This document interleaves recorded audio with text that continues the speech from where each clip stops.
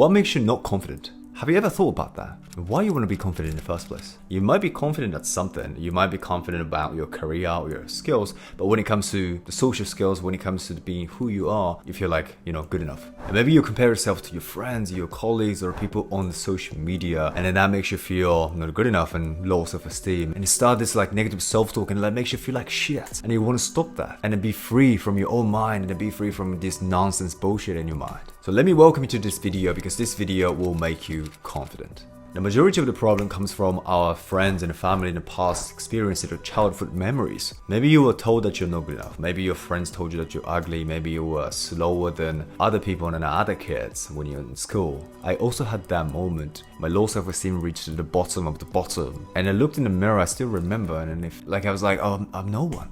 I have nothing, no skills, nothing to be proud of, no accomplishment, no passion, no shit. But I didn't want to feel the same way, or I didn't want to look at myself in the same way when I hit 30 and 40 and 50.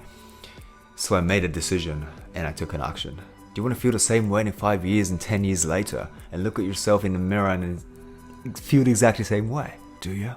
I totally relate. Honestly, it's so powerful. All these childhood memories, traumas, it's so powerful and it's hard to heal ourselves. But your past shouldn't define who you are.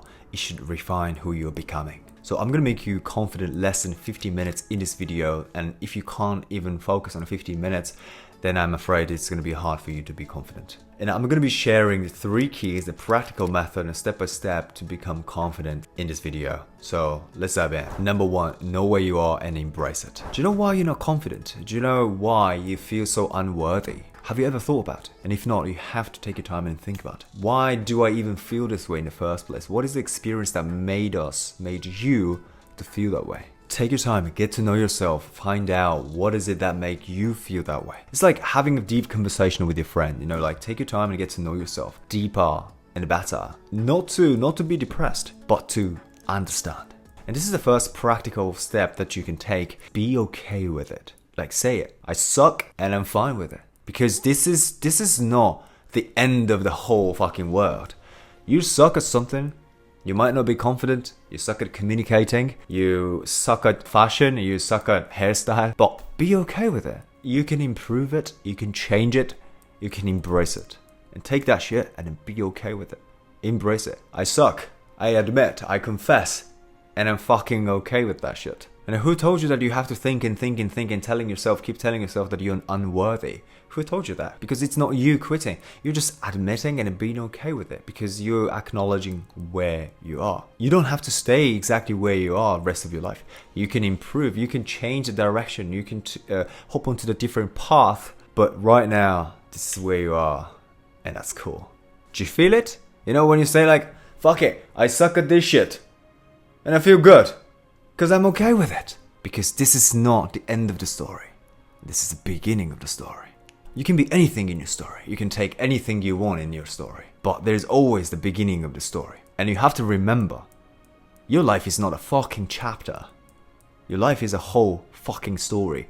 There's a bunch of chapters. There's a bunch of ups and downs. That's what makes your story interesting. So know where you are. Be okay. If you suck it, sure, you suck. Chin the fuck up. Number 2 is let your ego go. Do you want to feed your soul and then be confident and being happy? Or do you want to feed your ego and then stay where you are the rest of your life? Your ego will make you stay exactly where you are because it is sabotaging your spiritual growth and self-growth. Your ego will do anything it can to actually put you in a comfort zone so that you're not going to expand your possibility and potential. If you can't take control of yourself, which is your mind and body and everything that makes you who you are you? Your ego is becoming who you are. Ego is so powerful, your emotion is so powerful, but if you're letting them take control of yourself to make your decisions, to move in a certain way, to take an action or not to take an action, there is no self. You're disappearing because you are feeding too much on your ego and on your emotions. And honestly, I didn't know how to teach myself to take control of my body and mind. I was filled with ego. I was the ego itself. But your happiness equals how much you face and deal with your ego. So don't let your ego ruin your life. You have to listen carefully what your ego speaks, but you shouldn't do exactly what your ego tells you to do. And that's the real ticket to your freedom. And number 3 is get comfortable being uncomfortable. This is essentially what the discipline looks like. We are hardwired to the comfort. So even if you're working so hard and it seems like you're waking up early and do these things, and then like, raising your child or whatever, that's actually a comfort for you because you're so used to it. But at the same time, you're so used to it, telling yourself that you're not good enough, you're unworthy. Now, this is also your comfort. So your comfort doesn't have to be this physical discomfort.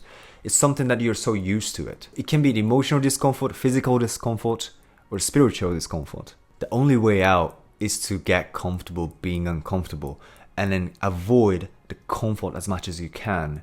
Because I know that in a short run, staying comfort makes us feel like so great. Like it's just, we don't need to do anything. There's no tension. Relax. But we are actually capable to relax in that tension. We are actually designed to relax and be calm when we are feeling uncomfortable. But because we are not practicing and training, getting used to the discomfort, there's only thing that we can do is just waiting for Amazon Prime to come and just like watch Netflix, watch porn, and then just scroll down on social media. And if you're especially high performer and then you work so hard and you have a high career, successful business, but then you still find yourself very unloving and unworthy. And that because you're so comfortable working and improving yourself or like someone else, working so hard and getting burned out, and there's no space for you to actually love yourself and to take care of yourself. And that is actually the comfort that even though it's physically uncomfortable, but now you're so comfortable because if you stop working, that is even more uncomfortable. So that's why you keep beating yourself up and getting a burnout. Whatever you define your discomfort, physically, mentally, spiritually, that's exactly what you have to get used to it. Because confidence comes from a competence, and competence doesn't come from a conference. Your physical actions, which is exposing yourself to the discomfort, essentially build that confidence because you show yourself and you teaches your mind and the body, hey, this is what I'm capable of. This is what I can do. And then your mind is just follow you. Your mind will follow your physical action and then start to actually change your chemical in your brain, build a different neural pathway, which is basically changes the whole emotional level, whole chemical level, and the whole thought process, emotional process, and it allows you to take your actions easier than ever. And it is literally the part of the healing process. But this is something that you need to do. Take an action. It can be physical action, it can be emotional action, it can be a spiritual action. Whatever you're afraid, that's not real. If you're worrying about, oh my God, I'm worried about, I might lose my girlfriend, I might lose my boyfriend, my marriage is not going well, you're not under the attack. If you're like facing the bear, or like if you actually, someone is like putting a gun at your face, you wouldn't fucking worry about that shit. So when you're in the present moment worrying about some past or future, you have this safe, beautiful, fragile present moment, and then you can always make that into something valuable and be fucking happy. So ask yourself, what is it that you can take an action to expose yourself to the uncomfortable situations or the condition to learn the skills and the wisdom so that you can raise your vibration and confidence within you, and it's gonna follow. There's actually study shows that based on the physiology, by changing how you move or how you pose can actually change the chemical production in your brain, which is fucking crazy. That allows you essentially to think different, to feel different by simply changing how you move. If you're not confident talking to people, go out there, talk to people, give a compliment, say what's up, how's it going, I like your shoes. Knowing what you need to do is necessary so that you can actually take an action to match and then align with your mental process and actual physical process. So psychologically, you need a reason to take an action. So ask yourself, why am I doing this? Why do I want to be confident? Why do you want to be confident? Tell me, why do you want to be confident? Because I'm tired of being a loss of esteem. I'm tired of feeling this way. I want to look at myself in a different way when I hit the fucking 30 years old, and that's my goddamn vision. Stay there. Don't forget, write that shit on your wall. Stick with it. Take an action. Baby steps every day. And then honestly, you're not going to learn so much from YouTube and people talk about that, because your action is the best resource to learn. The feedback comes from your actions. Maybe it's a mistake, maybe it's a failure, but it's all a feedback. And then that essentially is the wisdom itself. And then nothing else. Dictionary. I probably, like, people nowadays don't read a dictionary, but anyway, once you start taking actions, you're gonna get used to it.